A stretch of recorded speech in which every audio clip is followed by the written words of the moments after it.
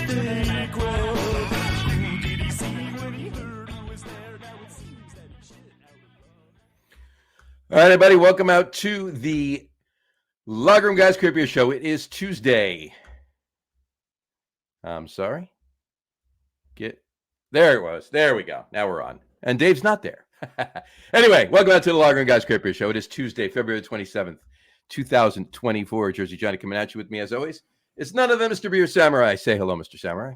Hello, everyone. How are you today? How are you today on this fine day?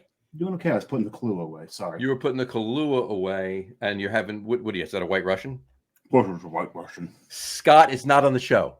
I You know. don't have to have that. I don't care. All right. Okay. He does not own the rights to drinking White Russian. And New Jersey, I'm not so sure about that. Or chicken parms. Or chicken parms. That's true. So, but in any event, yeah. Sorry about you putting the Kahlua away and me not being able to get that button clicked there. So, why are you drinking Kahlua anyway? Why are you starting off a beer podcast with a White Russian? Because it's National Kahlua Day, John. Happy National Kahlua. Why aren't you drinking a White Russian? Because I don't want a White Russian before I drink beer. You're silly. I'm not. I could have said a worse word. I wanted to go with silly for that. You can go with stupid, irresponsible, drunk. There you go. Any of those fit. They all work. They all work. Anyway, happy National Kahlua Day. That's actually a pretty damn good one. Yeah, it is. Now I've also shaved before drinking. Maybe I will celebrate a little bit too. I can. Oh, John, do not like that. Why not? Oh, you know damn well that if you like that damn thing, the person who just commented will kill you. Oh, geez. Oh, she said silly with the rolling eyes. Yes, Jess did. You're right. She will kill me, so I won't. But we will celebrate Happy National Cigar Day. All right. So saved your life. Thank you. Thank you very much, Dave. I appreciate that. I wasn't thinking straight. Sorry about that. There you go. And she said, "Yep." There you go. Yep, she'd kill you. There you go. Anyway, she just had a birthday. She did. Happy birthday to Jess. I don't have a beer yet, but we'll toast her in a second. She just had a birthday. Oh, see, I've got a drink. You got a drink. I'll toast an empty glass right here. There you go. Happy birthday, Jess's birthday the other day. Such an empty toast. And happy birthday to my daughter Rachel. Was the day after 2 days ago. Well, yes, that is correct. Happy birthday. And she said, "You definitely did, Dave. Save my life." That's what she said. So there you go. Anyway, someone saved your life tonight, John. Exactly, but it wasn't Elton John. No, it wasn't. Anyway, what do we have? We've got coming up. We've got It's Pokemon Day today too, by the way. Oh, it is Pokemon Day. So if you can throw in the chat, what your favorite Pokemon is. That is not our top threes. We're not doing that because John and I did not watch the show. We didn't play Pokemon Go. If my brother was on the show, he could give you his top three. He'd give you his top three, that's for sure. Yeah. And she just said, "Thanks, Dave. At least you toasted me." Yes. There you go. All right. We'll have to do a redo, redux, if you will. Redux. Monday will be my oldest son's birthday. Monday's your oldest son's birthday. There you go. Happy birthday to him. And I don't know where the hell I went wrong. He doesn't drink. We celebrated 4 birthdays the other day. We had one day we celebrated Jess's birthday, Rachel's birthday. It was on Rachel's birthday, but we also celebrated Marina's birthday from January and her fiance's birthday from 2 weeks ago. Did it all in one day. Got it all out of the way in one day. Just a little late with Marina there, but okay. Well, they were away, and then it was other things. And we usually do this. We just do one day with all those birthdays. Oh, okay. 3.5 weeks or 4 weeks. So.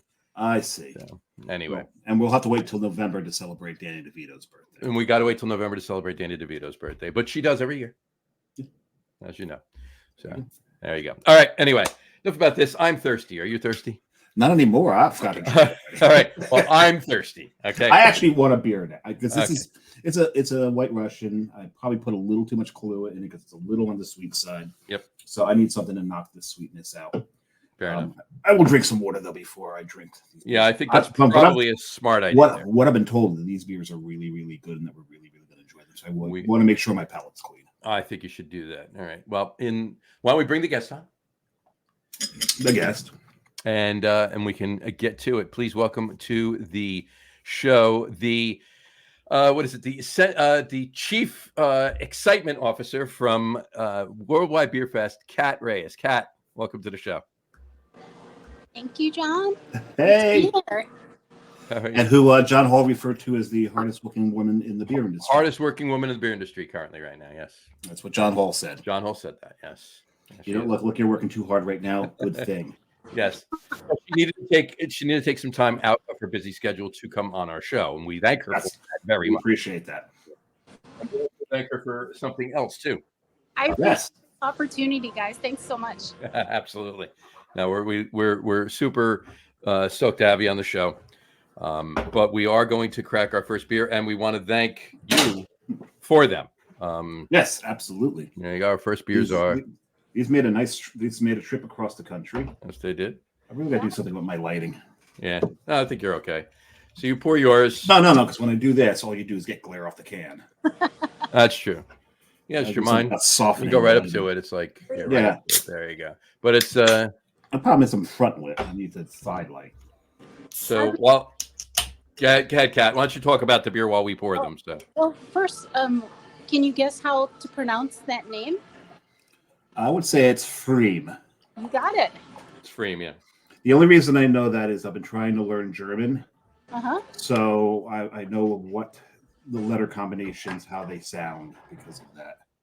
That's very, I love the German culture too. I like reading about Bismarck and German history. They have a very strong beer culture and just a strong cultural identity. And I think that's definitely shaped the country of Germany.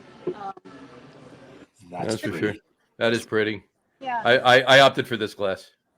I went for a Pilsner glass. There you go. Well, at least I got the Pilsner shirt on, so there you go. There you go. Well, Prost. Cheers. Prost. Cheers. Prost.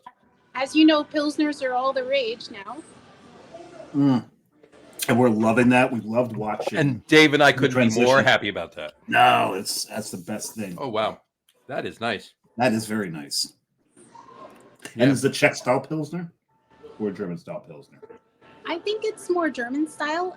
I did want to send you a Czech Pilsner, but, I bought the can and then I tasted it and it just, I don't know.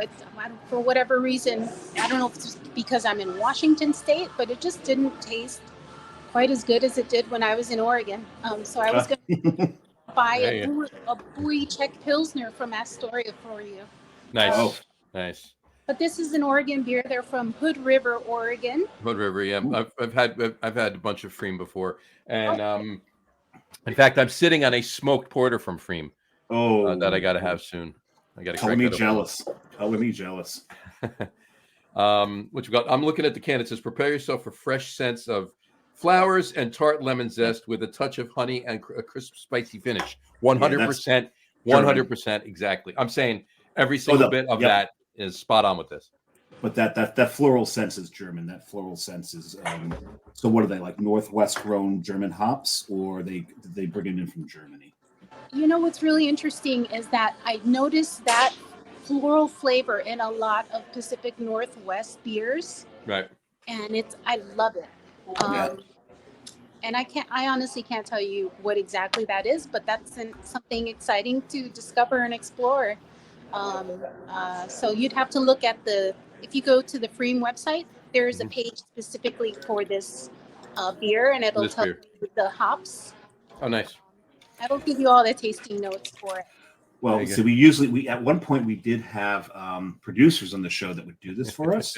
Well, we called them producers. Okay. Well, we call them producers, but we do it ourselves now. Yes, and since I heard Dave typing already, I didn't bother opening up a window.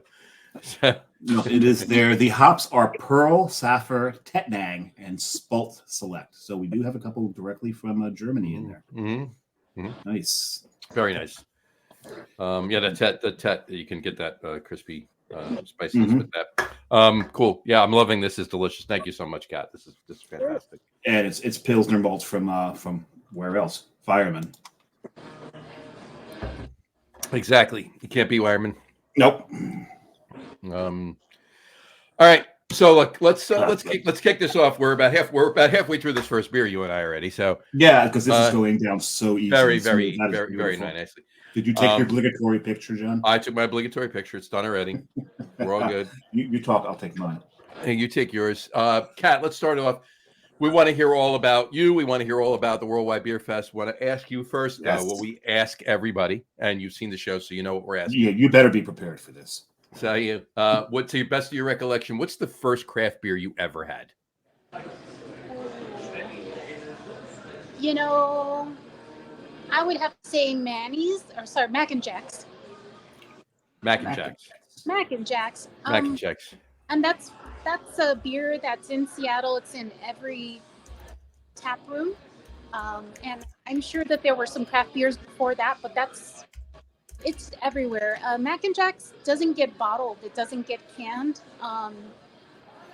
It's draft only beer, and that's it. And it's just a signature beer. But I will tell you, the first beer that I really got into was the Kilt Lifter from Pike Brewing Company. And I could drink 3 of these a night because they were just so good. Kilt Liquor? Kilt Lifter. Kilt Lifter. It's a Scotch ale. Kilt Lifter. Did I say Kilt Lifter? Yeah. You said Kilt Liquor, John. Which... I'm typing lifter and said liquor, and I don't know what I was like. Well, I was thinking LIQUOR. Okay. Oh, okay. All right. There wasn't a Freudian slip there. No, it wasn't. That's what I meant. Just wondering.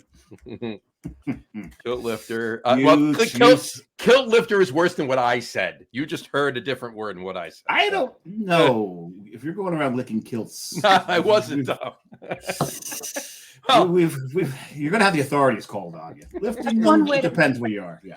No, it's not necessarily true. I mean, if there's just a kilt laying on the ground, somebody licks it, that's just disgusting, right? But if somebody walks over to somebody and lifts up their kilt, then the authorities are going to be called. Okay. See where I'm going with this?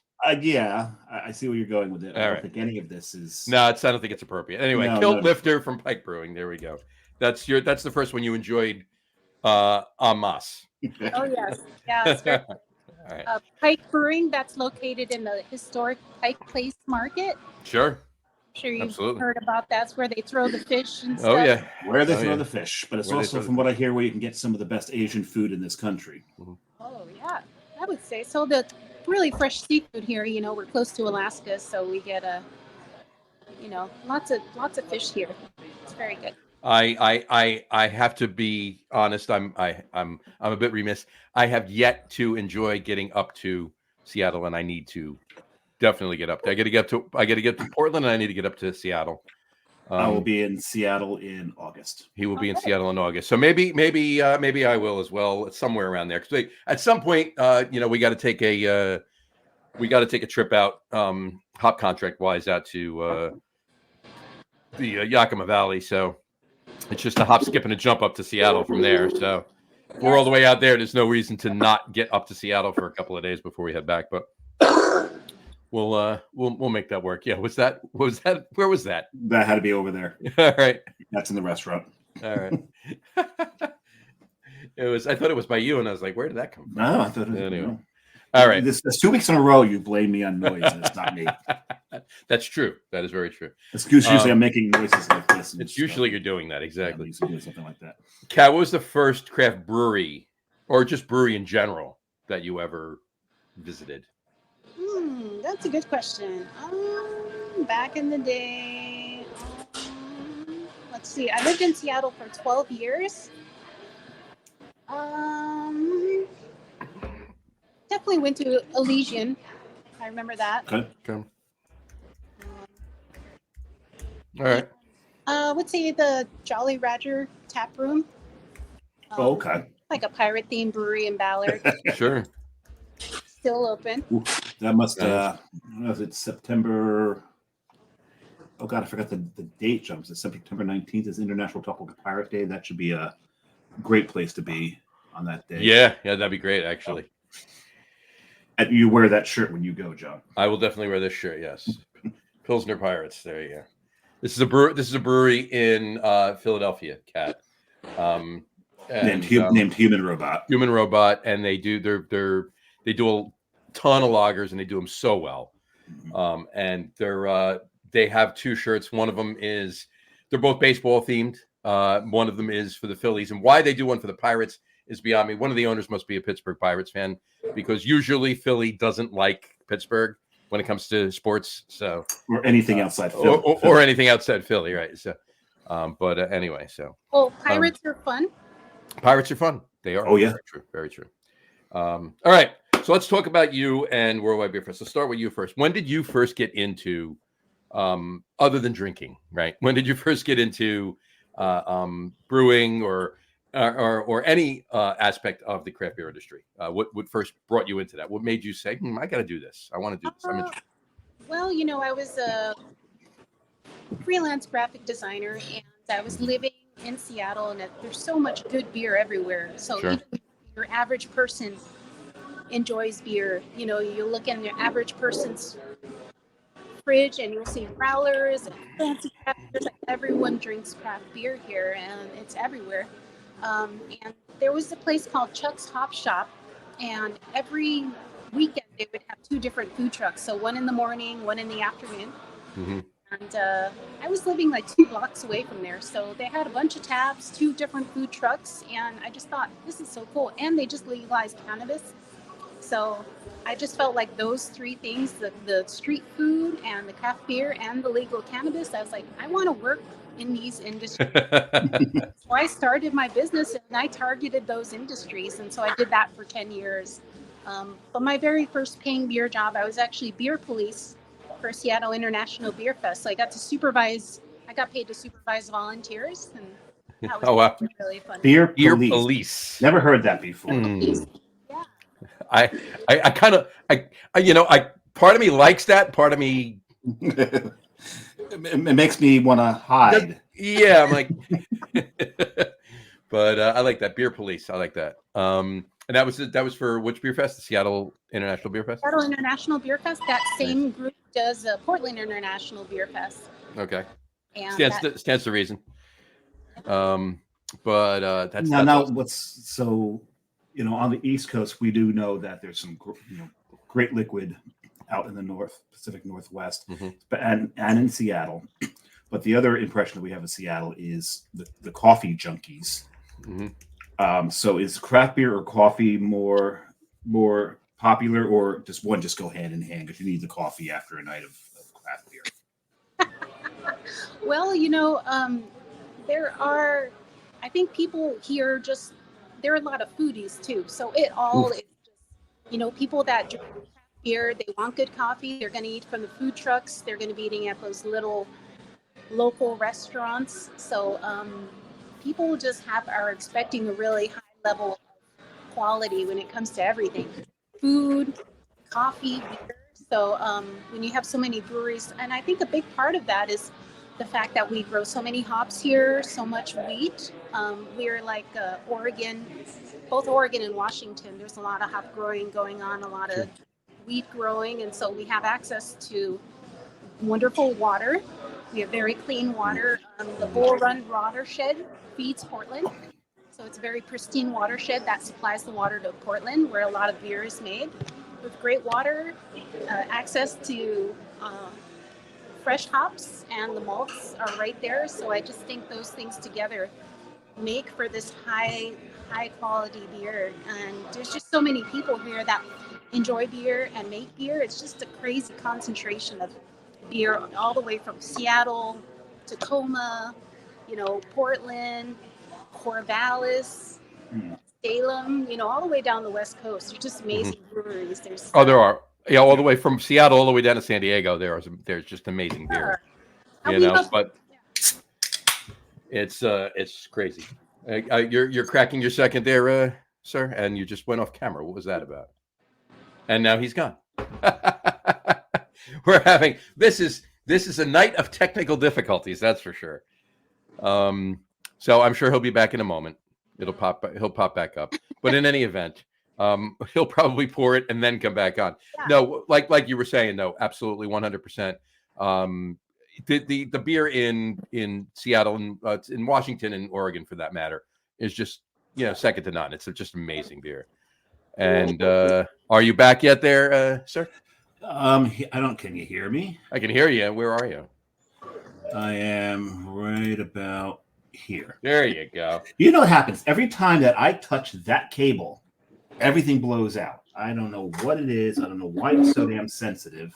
But I went to pick up the glass I'm going to pour my next beer in, and that's what I get for using a footed stem. The footed stem hit the hit the cable. And Hit the cable. okay, I was not expecting this. No. No, I wasn't expecting this to be dark. Oh, Well, that's oh, because I'm sorry. that's because you're pouring the porter. Because I'm pouring the damn porter. That's why I'm in it. Well, it'll be nice and warmed up for you. Just like Yes. those darker I'm going to beers. leave this over here. It's in my IPA glass. So I'm going to pour. They taste a little bit better when they're warm. There's another Yeah. black can in here somewhere. Yes, That's green. Don't go with the green can. The Save green can's last. The green can's There last. it is. There you go. Okay, so this is It's- going in. it- It's going to go in the porter. Simple glass. fact: the IPA is the one that says IPA on it. I didn't read the can. I forgot that the porter can was black. It's like, wow. Hey, that's more what I was expecting. There you go. Yeah, It could be. I mean, it could have been a black IPA. There's nothing wrong with that, right? Oh, I know, but I wasn't expecting a black IPA. I love black IPAs, which I love- is. I'm aware you like black IPAs. Now, I just would like, I know everyone's got different tastes in IPA. There's so many different types of IPA. So I just want to get your impression of what do you think about this IPA, your initial impression? Just tell me what you think of the flavor and just curious. What's your initial impression there, sir? Oh, I'm getting in the nose. It's all tropical with some citrus behind it. Let me see. I'll put the Kroll up here. It's RPM IPA from Boneyard Beer. I'm getting this. Oh, yeah. like Big pineapple and tangerine. So the question is, do you like it? Yeah, this is my wheelhouse. I love the citrus. I love the tropical. Mhm. The hop profile that the Pacific Northwest really managed to really popularize Mhm. with all the pine and the dankness. I love those, but that's not my wheelhouse. My wheelhouse is mostly citrus, Mhm.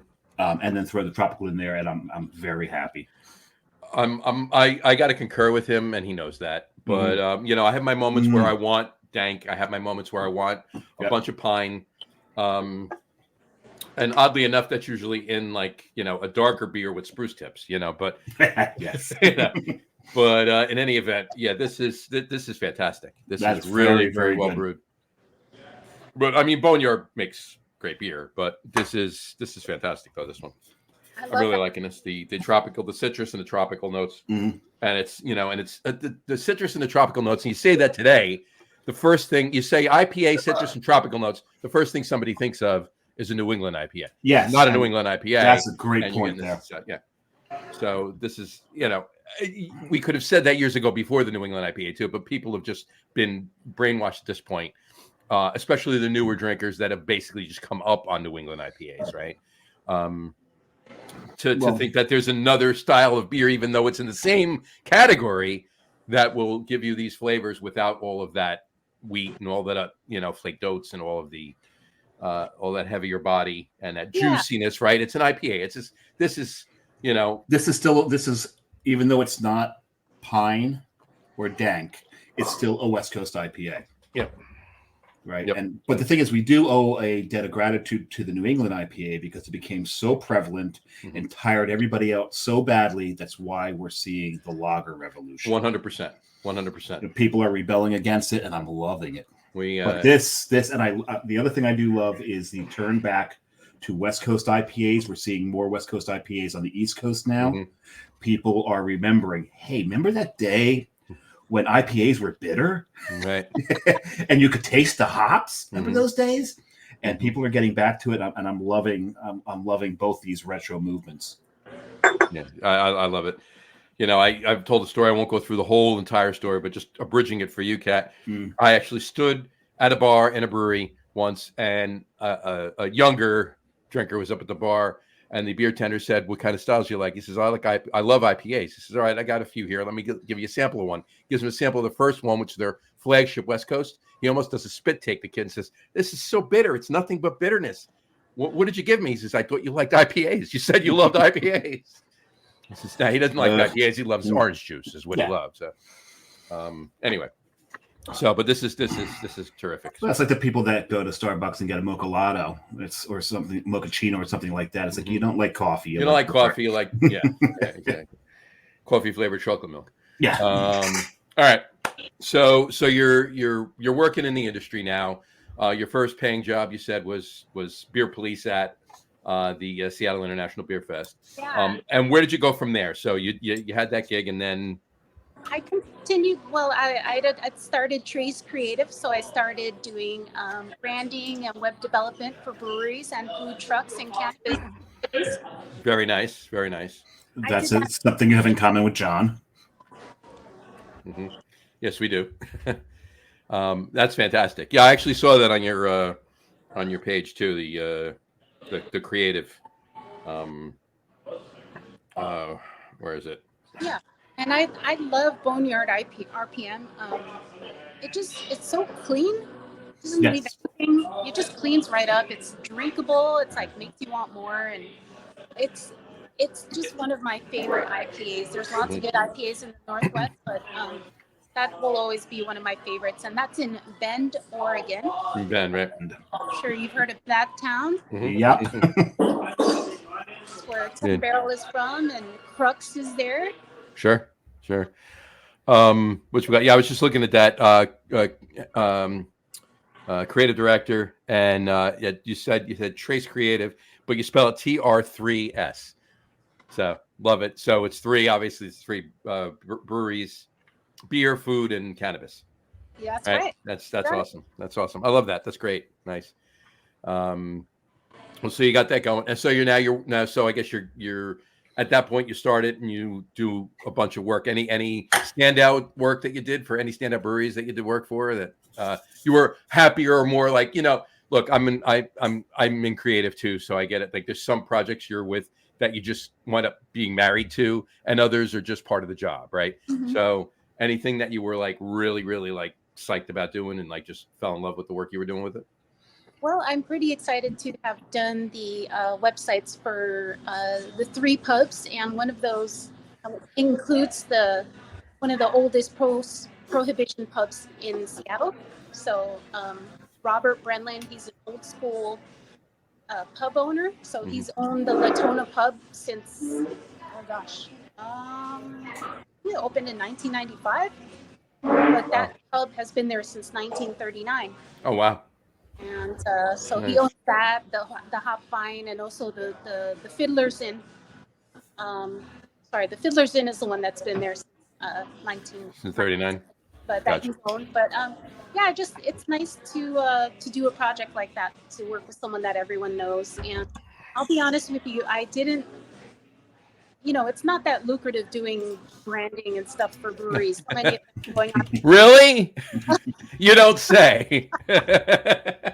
So it was, like I said, it was just a part of my business. I actually did really well with the cannabis for a while. I was doing great with that.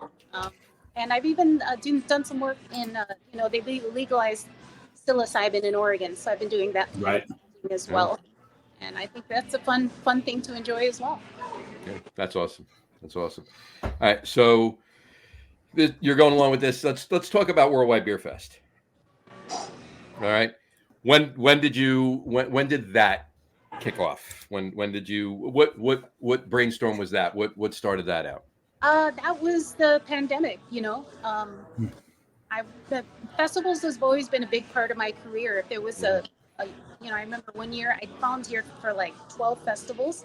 And it was just, that feeling when you're at a beer festival and everyone's drinking. It's like, it's like a feeling. I don't know what that feeling is, but it's a wonderful feeling. Mm-hmm. Oh, I know. I'm there with you. I know what the feeling is. I know that feeling. It's a camaraderie. It's the social aspect of it. It's like, think about how you feel amongst a bunch of people, some that you know, some that you don't know, but you're talking to in just a pub, in a craft beer bar, or even even in a brewery's tap room for that matter. And you're enjoying that. Take that and multiply it by 40 or 50. That's a beer fest. Yeah. So it's that same camaraderie. It's that same social aspect, that same, inclusive for, everybody. And it's beer is very social as well as anything else, but beer especially is so social to the point where you could just walk up to you walk in a tap room. You can walk in a tap room alone. You don't have to worry about going there with anybody to have a conversation with somebody. You can walk in and start a conversation with pretty much just about anybody that's in that tap room, and you'll have not only a friend while you're sitting there, but you probably have a friend beyond that as well. Yeah.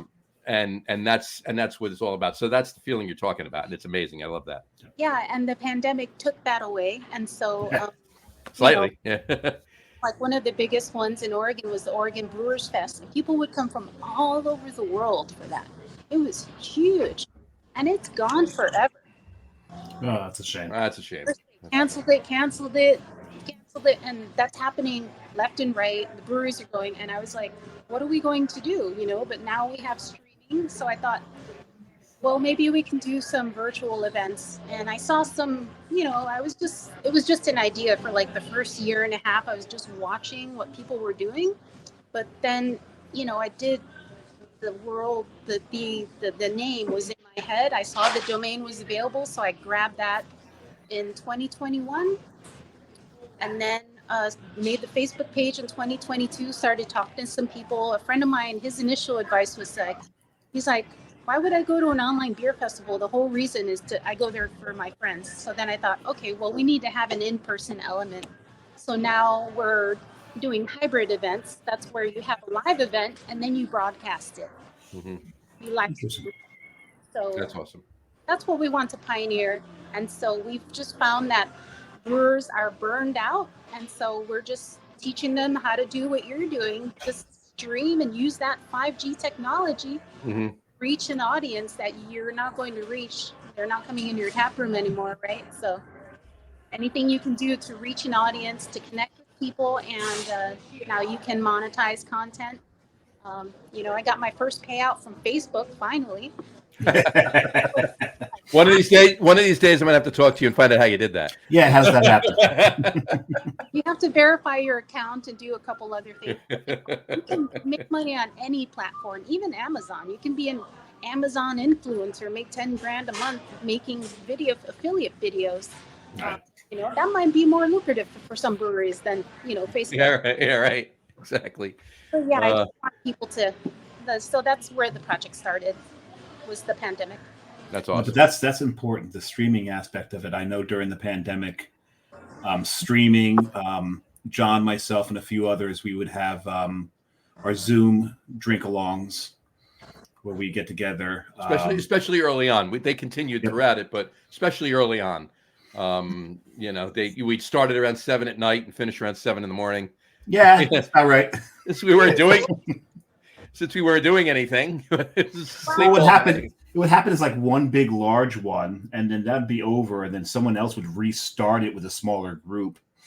Yeah. And it's because what else were we gonna do? Yeah, that sounds so much fun. Get up in the morning. There was no reason. We're gonna wake up in the morning to sit down on the couch and turn the TV on. I'm good. Yeah. And I didn't have TV back then. Remember, John? You didn't. You had just moved. Yep. You had just moved to another state. I had just moved to relocated to Rhode Island in February of 2020, and within a month, the world shut down. Mm-hmm.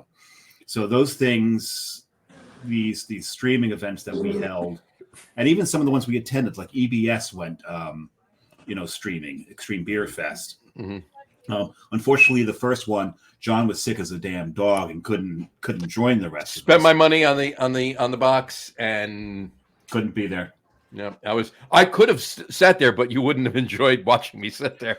Well, what we did, and this was extreme streaming at the point, because all of us had two computers. We had one computer watching the beer fest. The other computer, we were all on Zoom, talking and drinking with each other, commenting on the beers and also on the beer festival. So we had a lot of fun during two streams going on. So yeah. And not too long after all that we were doing all of that during the first year, that's when this podcast was born. Yeah. Dave and I were like, let's do this. Yeah. Yeah. Now, and we're coming up on 4 years now doing this. Mm-hmm. This is episode, not including, we've probably done a dozen or so special episodes, but not including the special episodes. This episode right now is episode 170.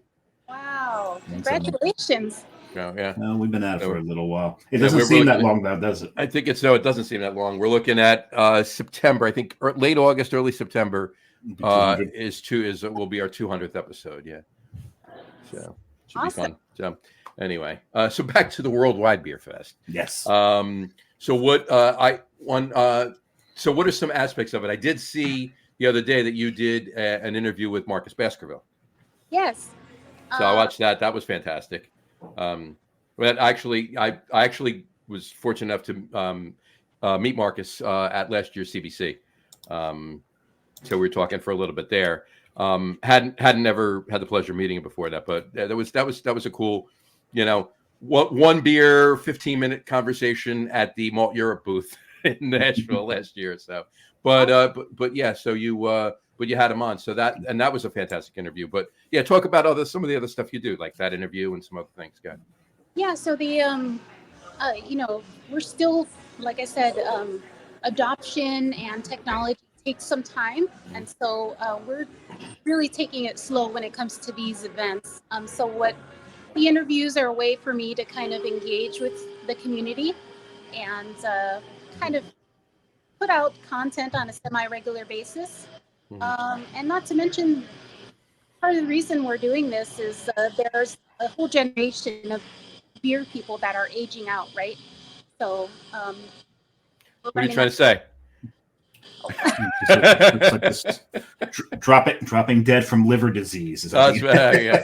That's like, I just felt like I needed to do that Homer Simpson meme where I just like slid back into the bushes. Who, me? Who, me? No. I may resemble that remark. I don't think I'll ever age out of the beer scene. Neither of us. No, good. Anyway, continue, Kat. Sorry. I was just gonna say, like Art Lawrence, who's the organizer behind the Oregon Brewers Fest, he just turned 80. So just to give you an idea of the age of some of the folks that are, starting to retire from beer, they have stories to tell. Interviewed Fal Allen, you know him? What was it? I didn't hear the name. What? Fal Allen? No, I can't say as I do. Head brewer at Anderson Valley Brewing Company. Oh, wow. That I've heard of. Yes. Yeah. That's awesome. And he's yeah. Yeah. So he's one of the, I think, he's from Seattle, so he's brewed with a lot of the Elysian guys. So he's a former Seattleite, but he's at Anderson Valley now. I'm actually going to their brew fest, so they have a Boonville Brew Fest. I'm so. I still got to get. I still got to get. Hearing some electrical stuff here in the restaurant. No. Someone's in the next room grinding coffee beans. That's what's going on. I thought I actually, what's funny for that one. I actually thought that was in the. No, that was actually by you. There. Yeah, that's for coffee in the morning, and people from Seattle, you're grinding your beans at night. What is wrong with you? You do it fresh in the morning, right out of the freezer. Oh no. So I love. I gotta tell you, I drank a lot of Anderson Valley beer. I drank more Anderson Valley beer years ago than I have recently. In the last year, I've probably had maybe one Anderson Valley beer, and Anderson Valley beer is very, very good. I love all of them, and I actually used to have a Balhornen shirt years ago, but I looked up Fal Allen. He started at Red Hook. He did. He's been everywhere, and wow. It's really cool because he came back to. He was in overseas. He was brewing overseas. Like, once you get his like Fal Allen level, you can just go all over the world. I'm going to go brew in Germany for a little while. I'll be back. Hey, John, and you'll like this. He's authored a book called Barley Wine. Yes. Yeah. Okay. So talk more about Fal Allen, please. Yes. Fal Allen, that he co-authored that book with Dick Cantwell, and he was the head brewer at Elysian, which, as you know, got bought out by Budweiser. Yes, we don't mention them a lot on the show because of that. Exactly. But I will tell you, I mean, they're famous. Elysian's famous for, and Kat can testify to this. Elysian's famous for, and I'm assuming they still do it, even though they got bought out by AB InBev. Pumpkins that they do every year, they do like 30 different pumpkin ales every fall, and then their parent company makes fun of them for it. And then yeah, exactly. The first year, do you remember that when Bud first bought out Elysian, that next Super Bowl, Budweiser put a commercial up making fun of breweries that brew a lot of pumpkin ales. And it was specifically, especially a pumpkin cappuccino beer. And a pumpkin cappuccino beer, which is brewed by Elysian, Punkachino. And so they actually made fun of him in a Super Bowl commercial. And, all the non-craft beer drinkers, all the Budweiser fanatics were like, yeah, make fun of craft beer. They're making fun of themselves because they now own the brewery that makes that beer. It's Yeah. hilarious. Yeah. Yeah, a lot of craft beer drinkers in the PNW, they stopped ordering Elysian, and it's very well known that Dick Cantwell was not for that sale, so he Yeah. kind of stepped back and he wasn't involved with the brewery after that. And 10 Barrel had a similar story. There's Sure. a lot of people that don't mess with 10 Barrel, but here's the thing: Budweiser got rid of those breweries, so they're no longer owned by AB. Right. Yeah. I mean, 10 Barrel is now the distribution, because that was just a distribution deal. The 10 Barrel Right. thing was the distribution deal. That wasn't that.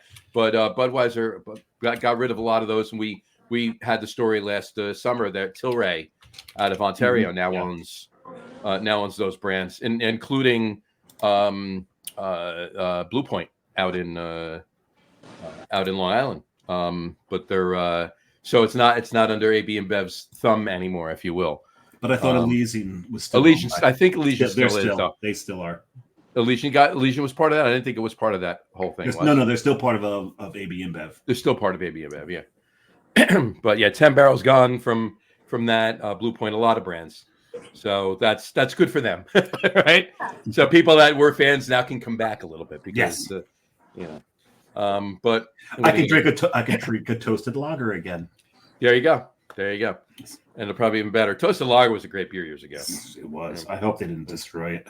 I haven't had one since they came back. Well, I'm going to go out on a limb and say that Tilray is not going to be brewing the beer. It's going to go back to Blue Point, and Blue Point's going to be able to brew their beer the way they brewed it again. So it'll go back to being good.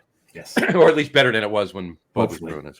So I'd really love to visit the brewery because I hear it's beautiful. But anyway, back to Worldwide Beer Fest. Beer Fest. Yeah. So Kat, for the most part, when I started looking into what Worldwide Beer Fest is, I got a little confused as to what it is, what it does. Please explain to us the workings of the live event, the broadcast event, the workshops, everything that you've got going for this, so that everyone watching knows what Worldwide Beer Fest is about. Okay. Well, like I said, a lot of breweries are not really focused on technology, focused on streaming, focused on 5Gs. And so what I've noticed was we initially tried to plan events that people just didn't know how to go live. They didn't know how to stream. It's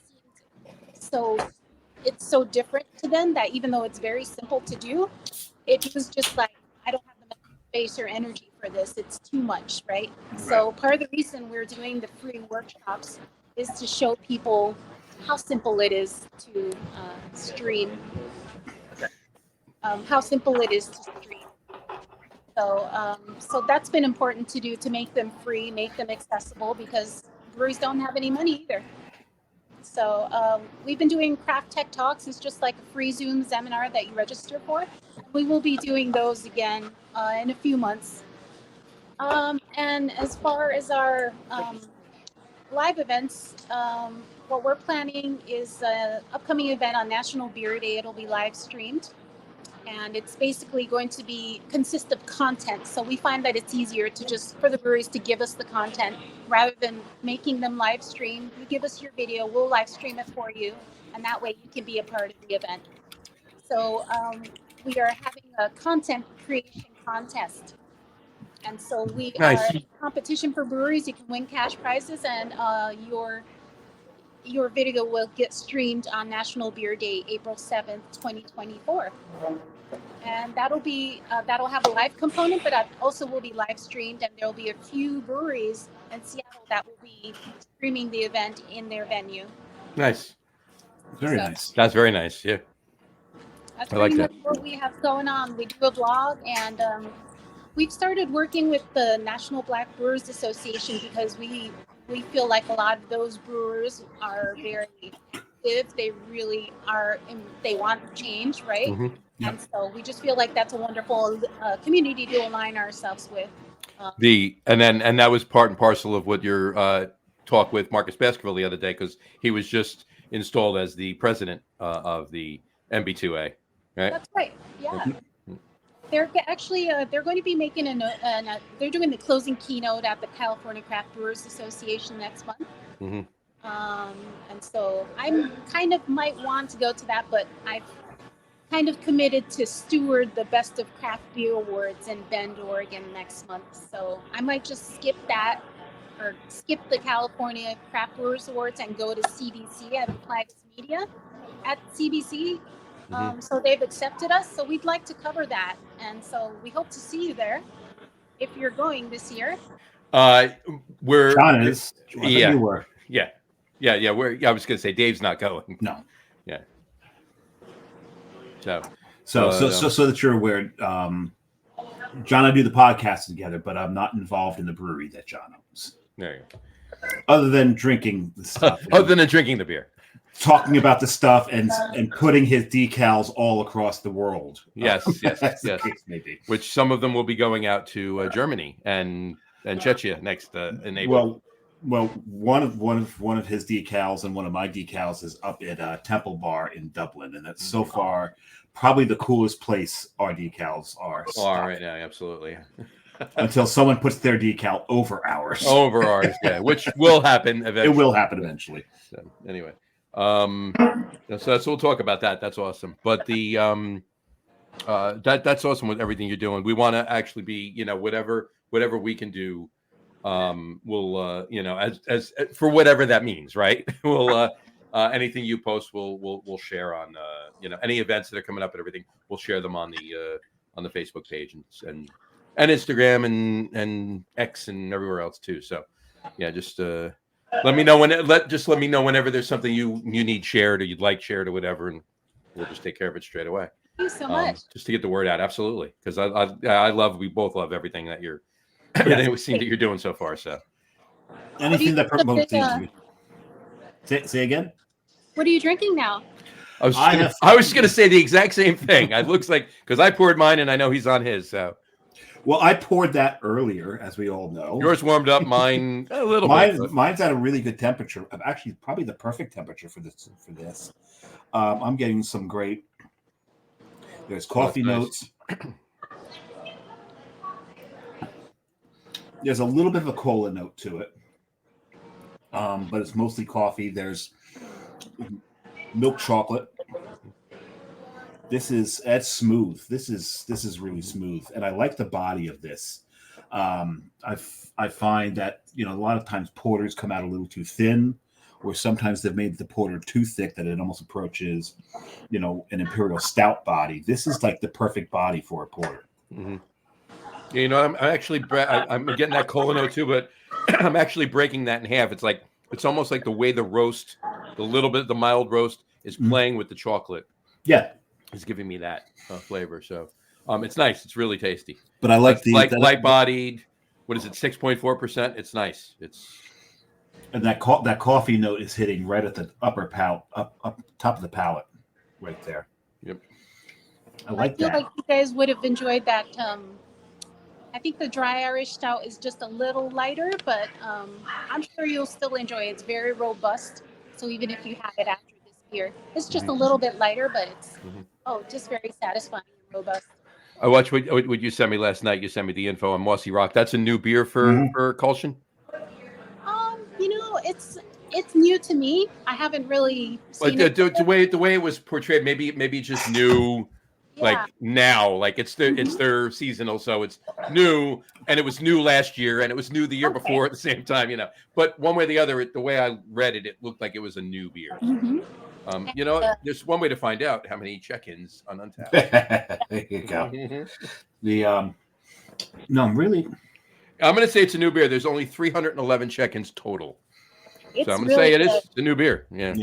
Hey, John, and I created this drinks with the robustness of this, to steal Kat's word. Am I crazy? Does this not drink a little like a Baltic Porter? You know what?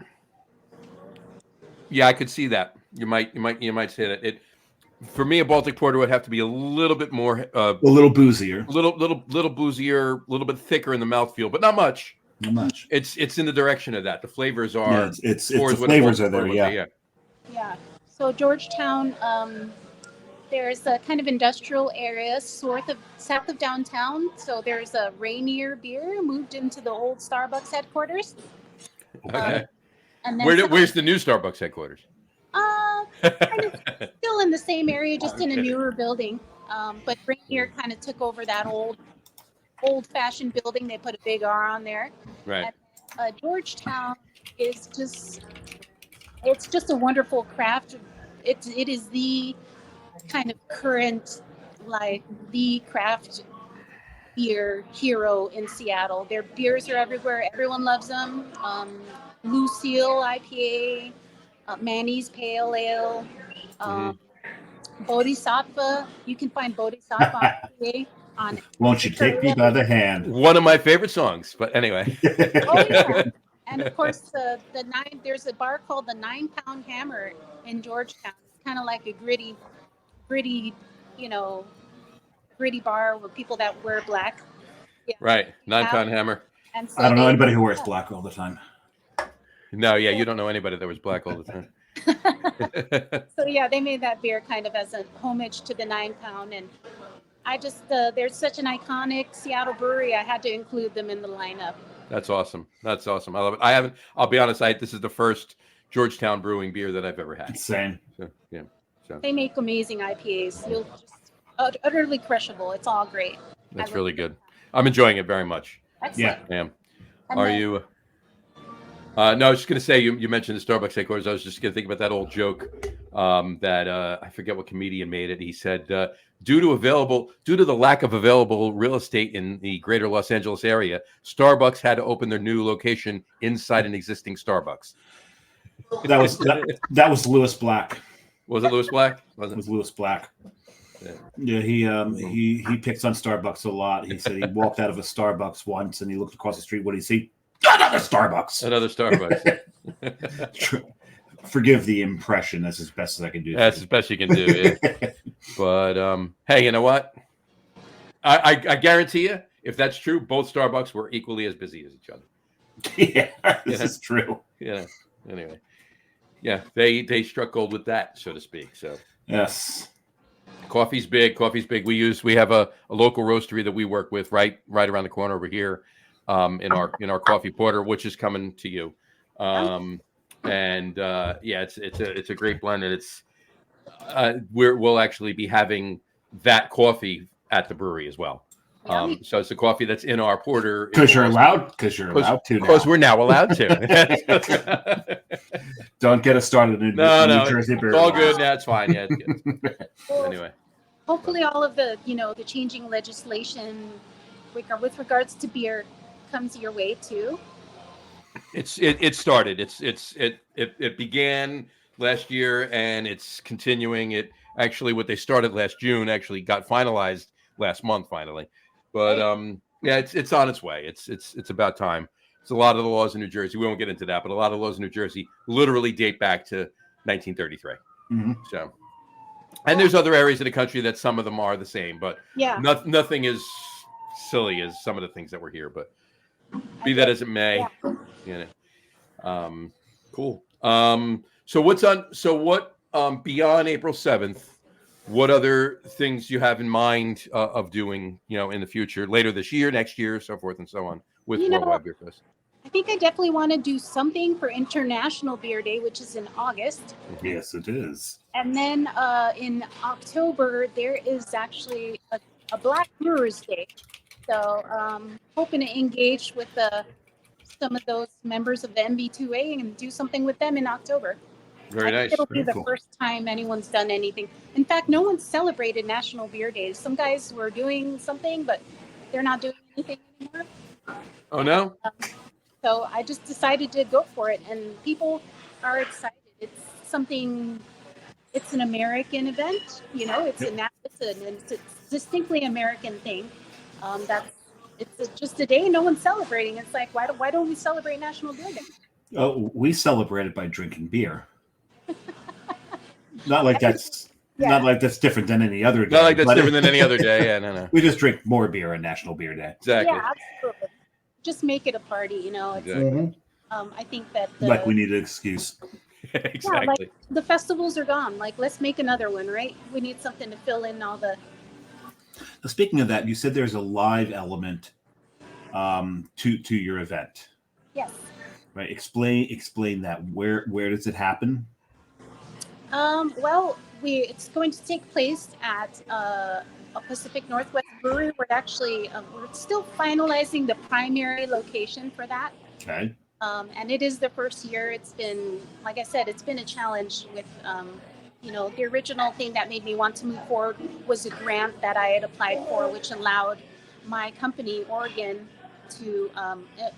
Oregon company to have an event in Washington. We didn't get the grant, but we decided to move forward with the event anyway. But once we didn't get the event, the brewery that had agreed to host us, they pulled out of it, even though we weren't going to pay them. So we do have some satellite locations set, but our primary location, that's where we would be having the DJs. They're brewers, they're streamers, and they're DJs. So that's where we're going to have them come do a DJ set. People will be there dancing live, and they are experts in streaming. So we'll be streaming that event, and then we'll be playing some content that's submitted to us.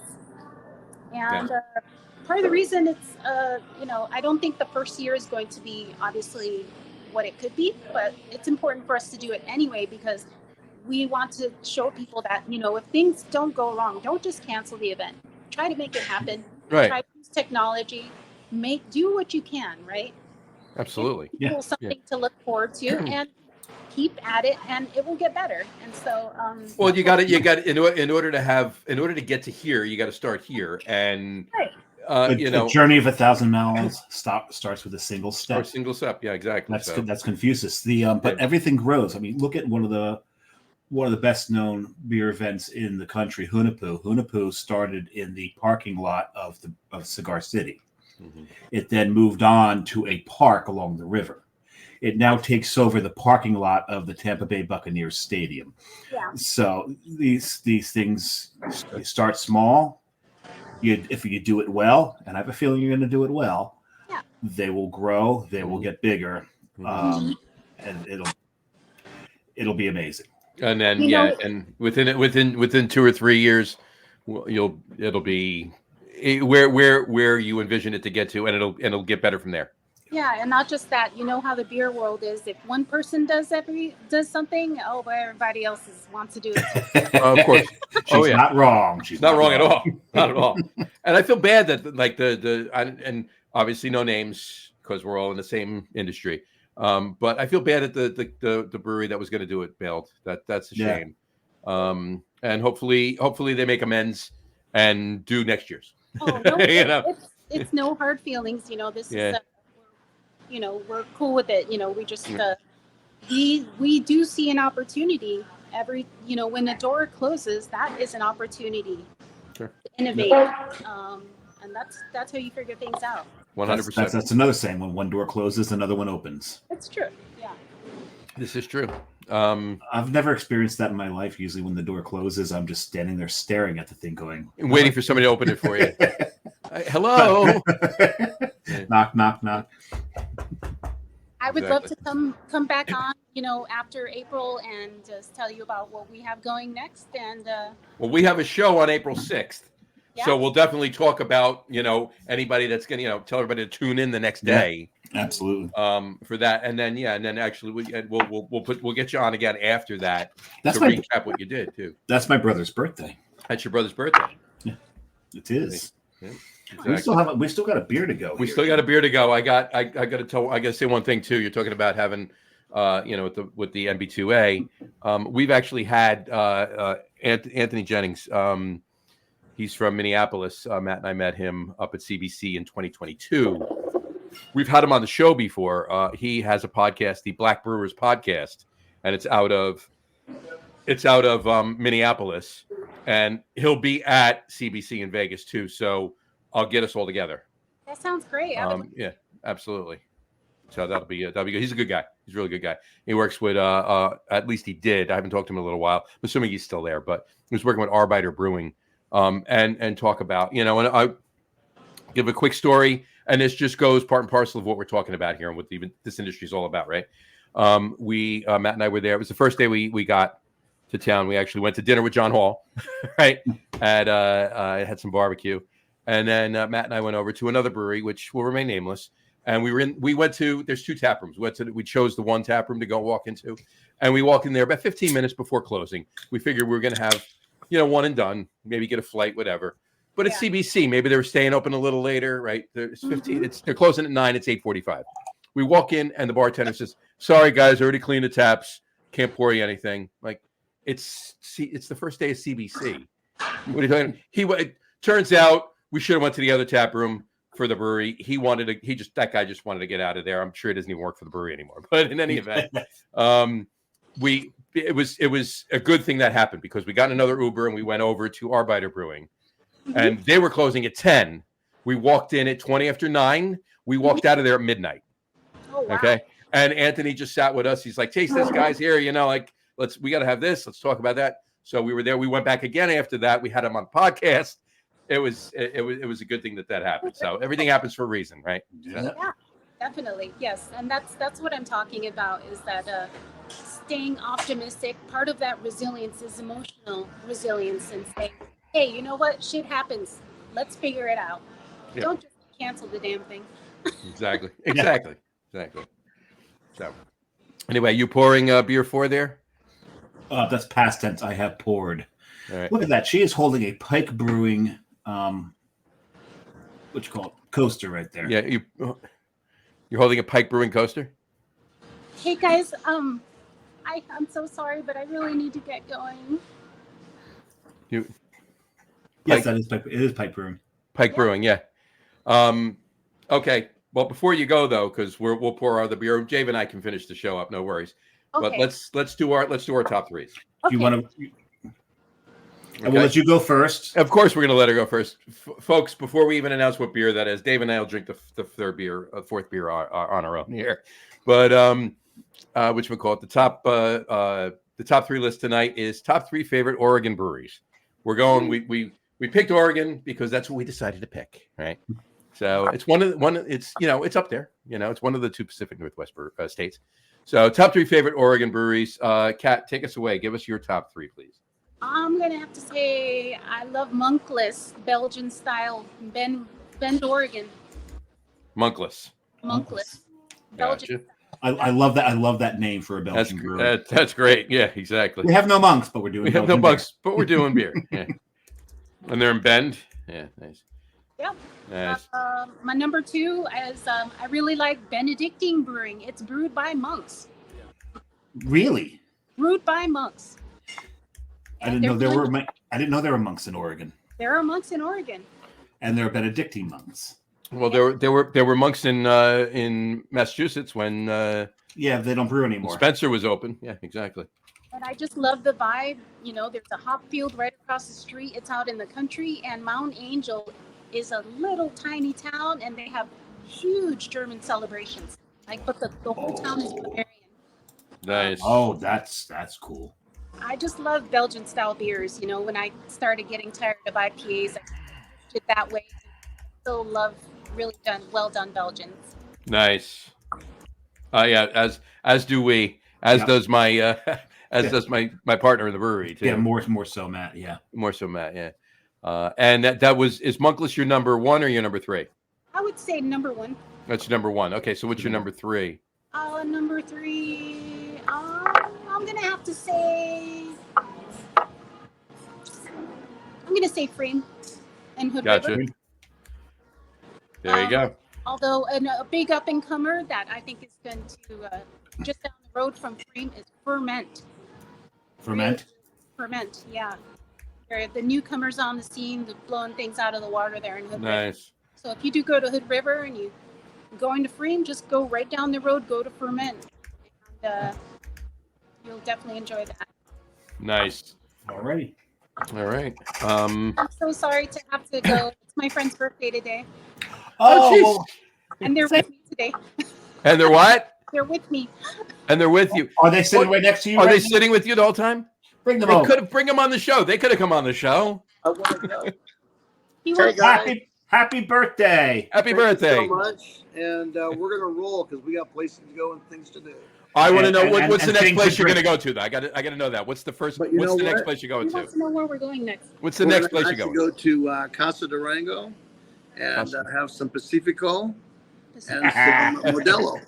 And some I Modelo. gotta- oh, he Joe, makes are me you laugh. watching? Joe, and so, what is your name? Don. Dun, dun, dun. Don, Don, there you Don, go. Don. Happy birthday, Don. Happy birthday, Thank Don. you, guys. Appreciate You got it. Enjoy your, Guys, sorry. I have All to right. enjoy roll. the rest of the night. Kat, enjoy the rest of the night. We'll we talk will to you talk. soon. And Kat, I got to reach out to you because with me coming to Seattle, I need some pointers. I need to know where to go, where to drink. There you You go. got it. I'll show let Okay. you. I'll let you know about the other stuff. But thanks for these beers. We'll talk to you soon. Thanks, My Kat. pleasure. You enjoy that. You got it. Take care. Bye now. Right now. Bye bye. All right. Cool. Well, there you go. Happy birthday, Don. Happy birthday, Don. Cheers. Cheers to Don. Cheers to Don. You better not toast him with a full thing because you couldn't toast Jess with a full beer. I will. I'm gonna pour the full beer in the toast right with it. So. Now, are you still drinking the? So you pour? No. I have moved on to the fourth. Okay. Let me take a sip of this, and then while I'm pouring it, you can talk about the fourth. So. No. You go. Well, we're in the middle of the top three, so I'll go into my top threes here. Oh, then we'll talk about it afterwards. That's good. Yeah. All right. we'll do So, all right. Go ahead. This needs to warm up. I didn't accidentally pour this one early, so it needs a little warming up. So, John, if you've got your you need to get that poured and let that sit. Let me get it poured and take the obligatory picture, and then we'll move on with your top three list, and then we'll go to mine. And, John, I know you know that. I mean, we're going to give our kudos to. I didn't clear this one with you, John, but I'm going to give some kudos and a shout out to Rogue. I don't know if this is the honorable mention.